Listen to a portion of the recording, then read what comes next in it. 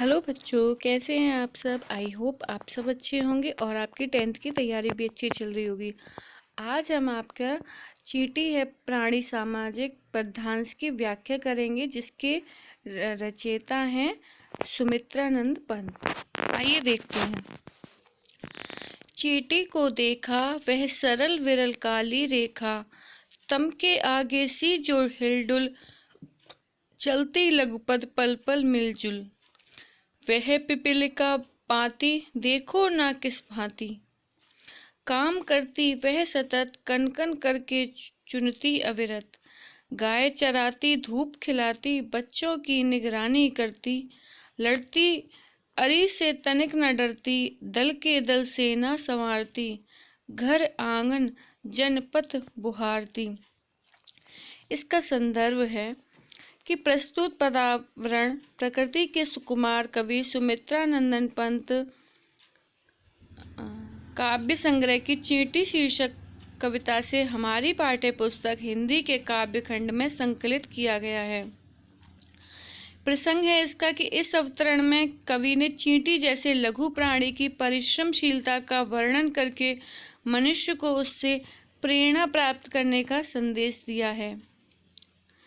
कवि प्रश्न करता है कि क्या तुमने कभी चींटी को ध्यानपूर्वक देखा है। चींटी को देखा है वह सरल विरल काली रेखा, वह एक सरल काली रेखा में आगे कवि कहता है कि चींटियों की पंक्ति एक सरल काली और विरल रेखा के समान प्रतीत होती है। वह अपने छोटे छोटे पैरों से प्रति क्षण चलती रहती है। चींटियां जब मिलकर चलती हैं, ऐसा मालूम पड़ता है कि कोई पतला काला धागा हिलडुल रहा हो। कवि आगे कहता है कि वह चींटियों की पंक्ति है, तुम ध्यान से देखो कि वह किस प्रकार निरंतर चलती रहती है। वह निरंतर अपने काम में जुटी रहती है और अपने परिवार के लिए छोटे छोटे उपयोगी कणों को बिना रुके लगातार चुनती रहती है। इतना ही नहीं, उसका भी घर समाज है। वह गाय चराती है और उन्हें धूप खिलाती है। प्राणी शास्त्रियों के अनुसार चींटियों में भी गाय होती हैं। वे अपने बच्चों की देखभाल करती हैं, अपने शत्रुओं से निर्भय होकर लड़ती हैं, अपनी सेना सजाती हैं तथा घर आंगन और रास्ते को साफ करती प्रतीत होती हैं। इस पद्यांश का काव्यगत सौंदर्य है कि इन पंक्तियों में चींटी की श्रमशीलता पर प्रकाश डाला गया है। कवि चींटी के माध्यम से मनुष्य को सतत कर्म करने की प्रेरणा दे रहा है। कवि के अनुसार चींटियों का लघु स्वरूप और मिलजुल कर कार्य करने की प्रवृत्ति यह दर्शाती है कि शारीरिक लघुता व्यक्ति की कार्य क्षमता पर अधिक प्रभावी नहीं हो सकती है। भाषा इसकी सरल साहित्यिक खड़ी बोली है। शैली वर्णनात्मक और रस वीर रस गुण ओज है। अलंकार इसमें तम के तागे सी जो हिलडुल में उपमा और अनुप्रास अलंकार है इसमें। अब है नेक्स्ट। चींटी है प्राणी सामाजिक व श्रमजीवी, वह सुनागारिक। देखा चींटी को उसके जी को भूरे बालों की सी कतरन, छिपा नहीं उसका छोटापन, वह समस्त पृथ्वी पर निर्भय विचरण करती श्रम में तन में, वह जीवन की चिनगी अच्छे। वह भी क्या देही है तिलसी, प्राणों की रिलमिल झिलसी, दिन भर में वह मीलों चलती, अथक कार्य से कभी न टलती। संदर्भ इसका पूर्ववत रहेगा और प्रसंग है इसका कि इन पंक्तियों में कवि ने चींटी के गुणों और उसकी क्रियाशीलता का वर्णन किया है। व्याख्या है इसकी कि चींटी एक सामाजिक प्राणी है। चींटी का अपना एक समाज होता है और उसी के साथ वह हिल मिलकर नियम पूर्वक रहती है। वह कठोर परिश्रमी जीव है और उसमें एक अच्छे नागरिक के सभी गुण विद्यमान हैं। कवि कहते हैं कि तुमने चींटी को ध्यान से देखा होगा। वह अत्यंत लघु प्राणी है, परंतु उसका हृदय एवं आत्मबल अत्यंत विशाल है। चींटियों की पंक्ति भूरे बालों की कतरन के समान दिखाई देती है। उसकी लघुता को सभी जानते हैं, लेकिन उसके हृदय में असीम साहस है। वह सारी पृथ्वी पर जहाँ चाहती है निर्भय होकर विचरण करती है। उसे किसी भी स्थान पर घूमने में भय नहीं लगता। वह लगातार अपने श्रम से भोजन को एकत्रित करने में काम में तल्लीन होकर जुटी रहती है। चींटी श्रम की साकार मूर्ति है। वह जीवन की कभी नष्ट न होने वाली चिंगारी है। चींटी एक अति लघु प्राणी है, परंतु उसमें जीवन की संपूर्ण ज्योति जगमगाती है। कवि कहता है कि उसका शरीर बड़ा नहीं, अपितु वह तिल के समान अत्यंत छोटा है। इतनी छोटी होते हुए भी चींटी शक्ति से भरी हुई इधर उधर घूमती रहती है। दिन भर वह कई मील की लंबी यात्रा पूरी करती है, फिर भी वह कभी नहीं थकती है और निरंतर अपने काम में जुटी रहती है। धूप, छांव, शीत, वर्षा में भी वह अपना कार्य करने से नहीं चूकती है। इसका काव्यगत सौंदर्य है कि पंत जी ने चींटी जैसे लघु प्राणी में भी आदर्श सामाजिक गुण प्राणी के गुण देखे हैं। कवि तुच्छ दिखने वाले जीवन में भी महानता के तत्व ढूंढने में सक्षम है। भाषा इसमें साहित्यिक खड़ी बोली है, शैली वर्णात्मक, रस वीर रस है। इसमें अलंकार भूरे बालों किसी कतरन में उपमा और रिलमिल झिलमिल में अनुप्रास अलंकार है।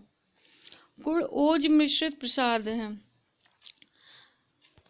अब है नेक्स्ट चंद्रलोक में प्रथम बार। तो कवि जब चंद्रलोक में मनुष्य ने पहली बार अपने कदम रखे थे तो वहाँ का क्या दृश्य था, उसका कवि ने अपनी पद्यांश में बड़ा ही सुंदर वर्णन किया है। मानव ने किया पदार्पण, छिन्न हुए लो देश काल के दुर्जय बाधा बंधन। दिग्विजयी मनुसुत निश्चय यह महत ऐतिहासिक क्षण। भू विरोध हो शांत, निकट आए सब देशों के जन। युग युग का पौराणिक स्वप्न हुआ मानव का संभव। शुभारंभ शुभ नए चंद्रयुग का, भूको दे गौरव। संदर्भ है इसका कि प्रस्तुत पंक्तियां कविवर सुमित्रा नंदन पंत द्वारा ऋता नामक काव्य संग्रह से हमारी पाठ्य पुस्तक हिंदी के काव्य खंड में संकलित चंद्रलोक में प्रथम बार शीर्षक कविता से अवतरित है। इसमें प्रसंग है कि इन पंक्तियों में कवि ने मानव के चंद्रमा पर पहुंचने की ऐतिहासिक घटना के महत्व को व्यक्त किया है।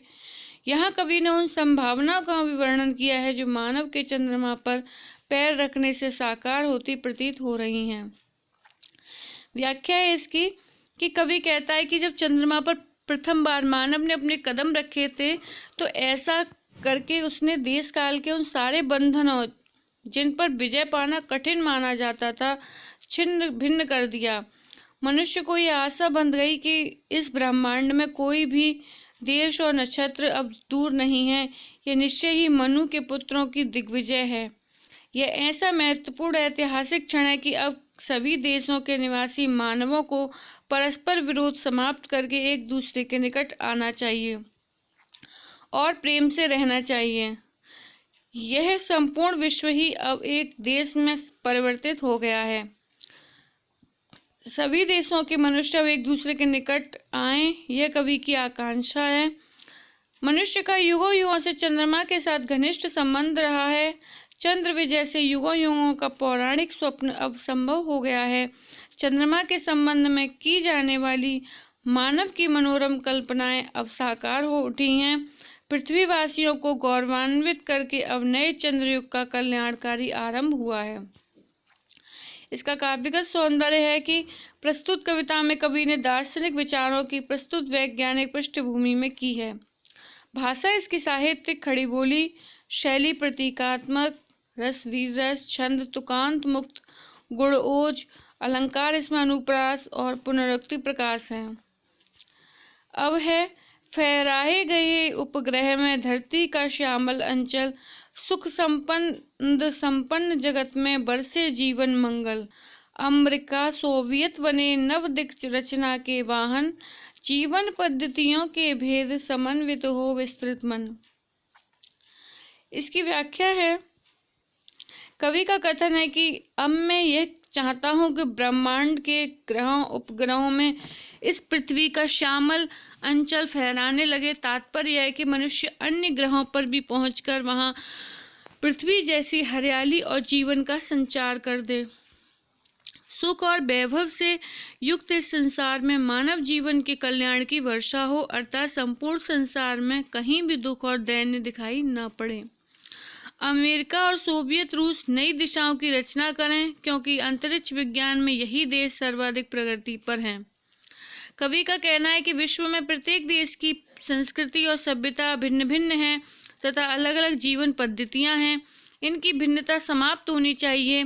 तात्पर्य यह है कि सभी जीवन पद्धतियां आपस में मिलकर एक हो जाएं। मन की संकुचित भावना का अंत कर लोग उदार चेता बनें तथा विश्व मानव में वसुधैव कुटुंबकम की भावना का विकास हो। इसका काव्यगत सौंदर्य है कि कवि चारों ओर कल्याण में जीवन के प्रसार की कामना करता है। भाषा इसकी साहित्यिक खड़ी बोली है। शैली प्रतीकात्मक है, रसवीर रस है। छंद इसमें तुकांत मुक्त है। गुण इसमें ओज है। अलंकार इसमें फहराए गए उपग्रह में धरती का श्यामल अंचल में रूपक तथा अनुप्रास अलंकार है। अड़ु युग बने धरा जीवन हित स्वर्ण सृजन के साधन। मानवता ही विश्व सत्य भूराष्ट्र करे आत्मार्पण। धरा चंद्र की प्रीति परस्पर जगत प्रसिद्ध पुरातन। हृदय सिंधु में उठता स्वरी ज्वार देख चंद्रानन। प्रस्तुत पंक्तियों में यह कामना की गई है कि अणु शक्ति की परख और प्रयोग करने वाला यह वैज्ञानिक युग मानव जीवन के लिए कल्याणकारी सिद्ध हो। इसकी व्याख्या है कि कवि का कहना है कि मानव का संपूर्ण विकास मानव जीवन के कल्याण के लिए ही होना चाहिए। परमाणु शक्ति मानव जीवन के विनाश का साधन न होकर पृथ्वी पर स्वर्ग के निर्माण का साधन बननी चाहिए। विश्व का एकमात्र सत्य है। मानवता इसके समक्ष समग्र पृथ्वी के राष्ट्र को आत्मसमर्पण कर देना चाहिए, अर्थात संपूर्ण विश्व एक राष्ट्र बने और संपूर्ण देश मानवता की ही बात सोचे। वे अणु शक्ति से एक दूसरे के विनाश की बात ना सोचे, वरन उसे मानवता के हित में लगाएं। चंद्रमा और पृथ्वी का प्रेम जगत प्रसिद्ध है और बहुत पुराना है, क्योंकि चंद्रमा पृथ्वी का ही एक अंग है। इसीलिए पृथ्वी के सागर रूपी हृदय में चंद्रमा के मुख को देखकर ज्वार उठता करता है। तात्पर्य है कि चंद्र विजय की सार्थकता तभी है जब वैज्ञानिक उपलब्धियों को मानव हित में लगाया जाए। कवि विज्ञान की उन्नति को मानवता के विकास के लिए उपयोगी मानता है। इसका काव्यगत सौंदर्य है। पूर्णमासी के दिन चंद्रमा पृथ्वी के निकट आ जाता है तो समुद्र का पानी चंद्रमा की आकर्षण शक्ति से ऊपर को उठ जाया करता है। यही ज्वार कहलाता है। कवि ने इस भौगोलिक सत्य की अति उत्कृष्ट साहित्यिक अभिव्यक्ति की है। भाषा इसमें साहित्यिक खड़ी बोली है। शैली प्रतीकात्मक एवं भावात्मक है। रस शांत रस है। छंद तुकांत मुक्त है। गुण इसमें प्रसाद गुण है। अलंकार इसमें स्वर्ग सृजन का साधन में अनुप्रास तथा हृदय सिंधु में रूपक अलंकार है।